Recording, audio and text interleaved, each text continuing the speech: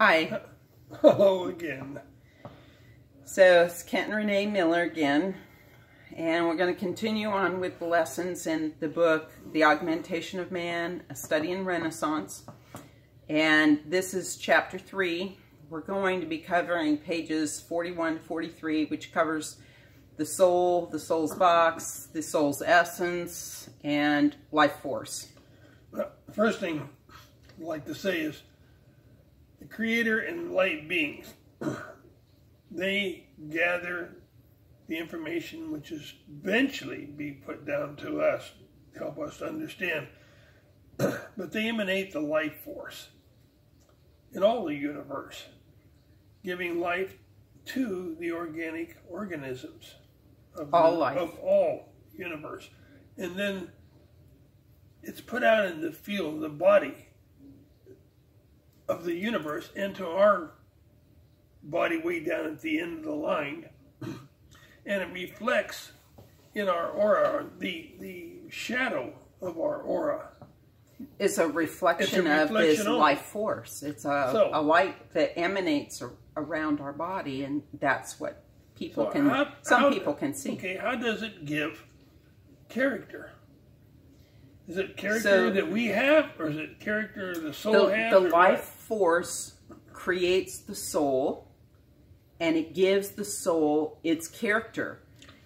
Now, is that the character we have today, or is that something different? It would be the soul's character. So as we incarnate into this physical body, we choose certain personality characteristics, and we choose a physical, a vibrational attunement to act as kind of like a magnet for the life experiences that one wants to experience, for further growth of the soul. That's the soul. But it doesn't, the character of the soul doesn't necessarily reflect the character of this physical presence that we are exhibiting in this lifetime. Okay, so the nanotechnology, which we know is quickly accelerating, beyond nano even.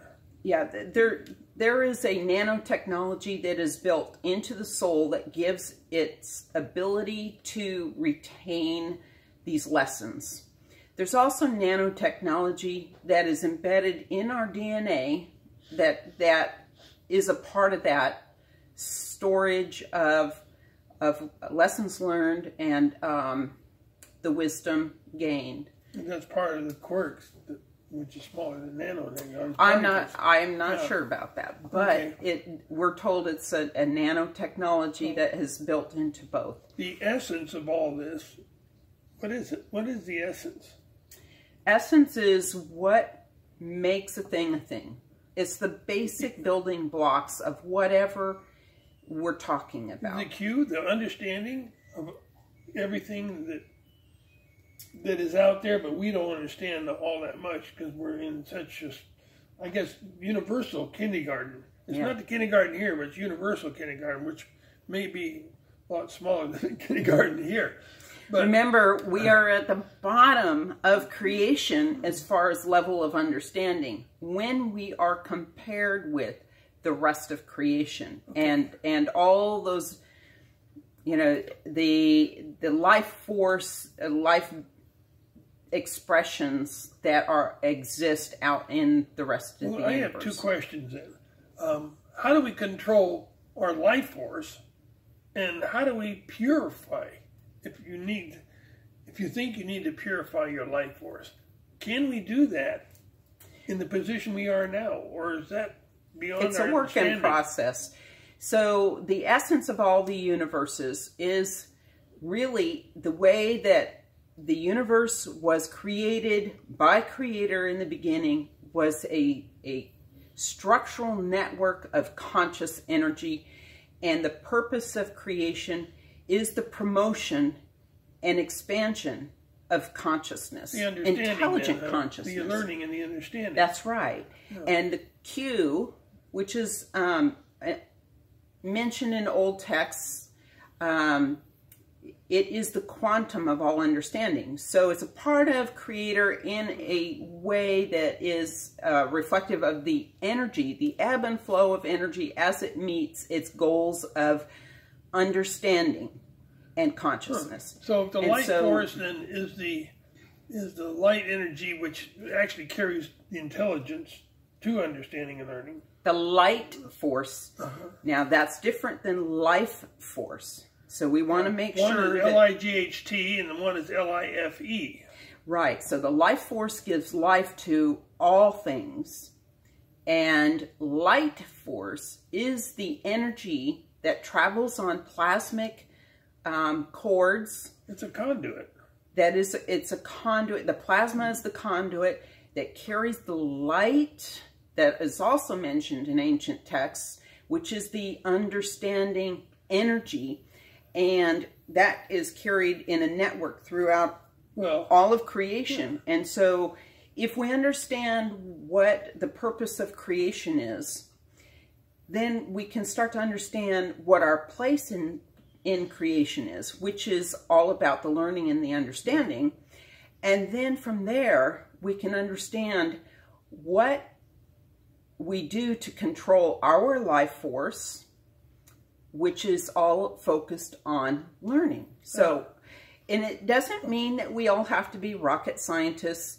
It doesn't mean that we have to study, go to college and study these higher concepts, although we can.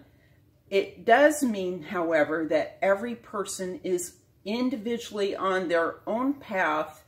They have their own goals set for that particular lifetime. Is that the soul's goals? And it should be in alignment. Change that, huh?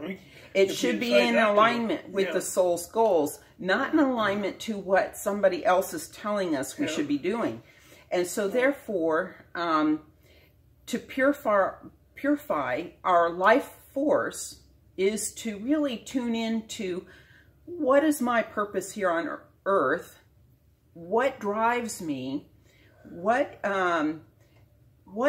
is that burning desire within that I need to fulfill as far as my purpose in a positive expression that it honors life, because Creator creates. Creator doesn't destroy, Creator creates. So our job is to emulate why Creator has set up creation as this learning tool. To learn, you mean, not emulate it. Yeah. But when I do meditation, then I access the conduit or the light. That's right. And for a higher level, try to gain a higher level of understanding. And then we're trying to pass this on to all of you. If one can learn to access information stored in previous learnings and lifetimes, what does that unlock for us? So there's steps in the process, and we've got to build a very solid foundation of understanding first. So how do we go about doing that? First, we're going to try and learn, and these things that Kent and I are trying to teach people, these are the basic building blocks of understanding. So what you want to do is try to access truthful information. You've got to have an open mind, but you've got to have discernment. This creates balance in our understanding, and this is how we find truth. And so we've got to process information as to, is this truth? Is it not truth? Is it partial truth? Take the parts that seem to resonate, seem to correlate with other things, and then go from there. You can also, sit quietly and contemplate it. Ask your spiritual guides to help you with the understanding.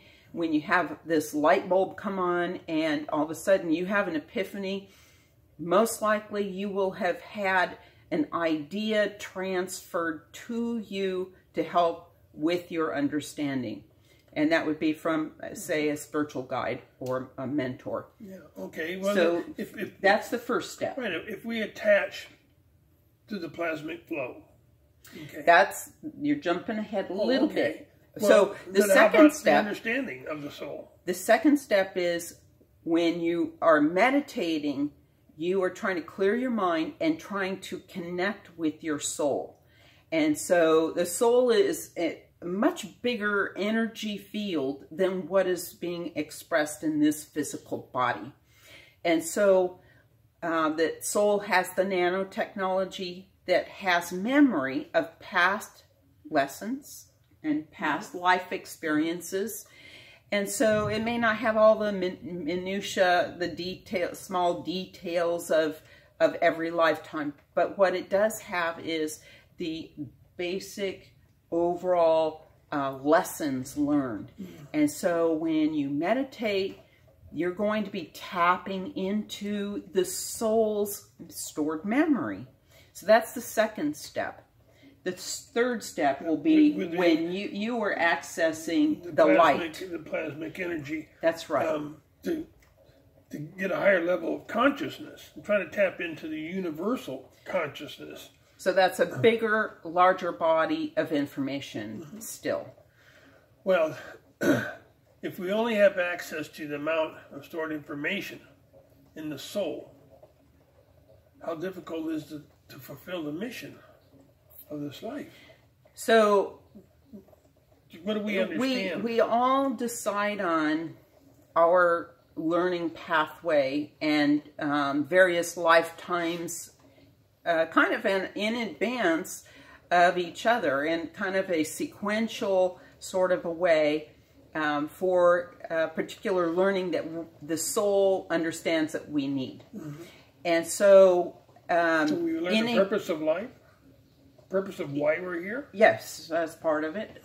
There's all kinds of things that we're learning. But when we are in this physical expression of a lifetime, we only have access to the stored information in the soul that it relates directly to what our mission is here in this lifetime that we have determined already. Yeah, those that want to know the truth will be trying to access it. Those who don't care will continue their life as it is and get nothing. And so, there's a lot of people here that they don't understand what the purpose of life is. Maybe they haven't had that opportunity to have that knowledge or that understanding cross their path. Some people just have no desire or interest. They're just not ready. So when I understand that the Creator, who has all the information, releases it a little at a time, and releases it based on how well we can understand it. You're not going to get more information than you can understand, correct? That's correct. Yeah, so well, I have a question. Yeah. Can you explain who the ancients are? Okay. We did explain this in previous videos, but because the Creator has such a vast amount of all knowledge, all understanding, all wisdom, at a very high, complicated level. And the Creator and the light beings are releasing bits at a time.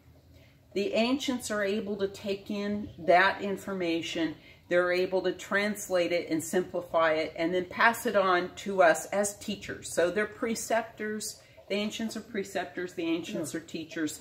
They simplify the understanding so that we can understand it. So, as I've said before, then we have to quit looking outside of ourselves and have a third party or a second party, whatever, tell us what our mission is in this life and where we need to go and stuff like this. So, but keep in mind that this judgment is self-judgment. It is self-judgment, so, yes. You know, there may be people around us who are judging others, but when we pass from this life into the next realm, our real natural existence, which is a spiritual existence, and we don't go before anybody that judges us. We don't go before the Creator that the Creator's not going to judge us. We judge ourselves, and that is based on, have we met the goals that we set out to accomplish in this lifetime?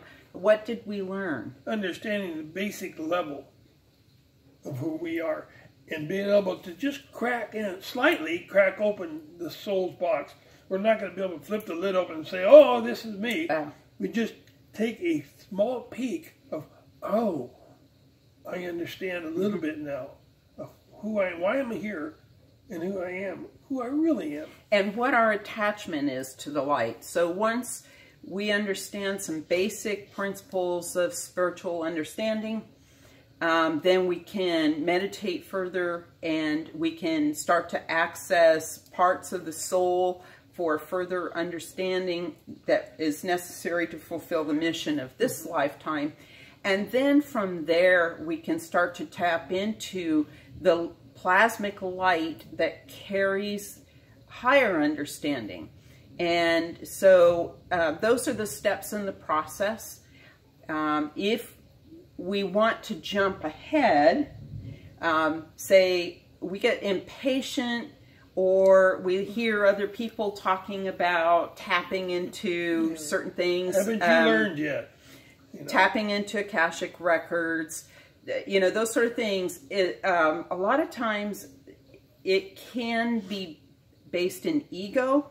And so we have to be really careful about how we approach this, because when you jump forward and you try to bypass a lot of the basic learning, you're not going to understand higher levels, and there's going to be some confusion that exists, which is going to cause a disruption in your own vibration because you don't truly understand it. Yeah, so it's like a house. If you don't have a base foundation, that's your basic understanding, your base foundation. You cannot build a house without a good foundation. Without it crumbling. It'll crumble on you. And the same with this here. So take it slow and try to really focus in on the basics and your basic understanding. And if you have to replay this, replay it. Get on our website, verdience.com. The chapter synopsis gives it in a very basic overview. Go to the blog. It gives it a little more detail. Keep reviewing it until you feel very comfortable with it before you start moving on. So don't expect to have all the answers within a few months. It'll take a year before you contemplating this whole concept of learning of self. It'll take about a year before you start to see light and go, wow, I didn't understand this before, but I do now. When you do that, then you're beginning to finally learn. Yeah, and what you're looking for is that epiphany where the light bulb comes on and all of a sudden you have a profound understanding that you never had before. That's where you want to be. So with that information that we have just given you in the last 18 or 19 minutes, contemplate it, look at it. Discernment is important here. So as you look at it, we will see you the next time to keep you on the right path, or try to, and we'll both learn from this. Have a great week. Thank you. Bye-bye.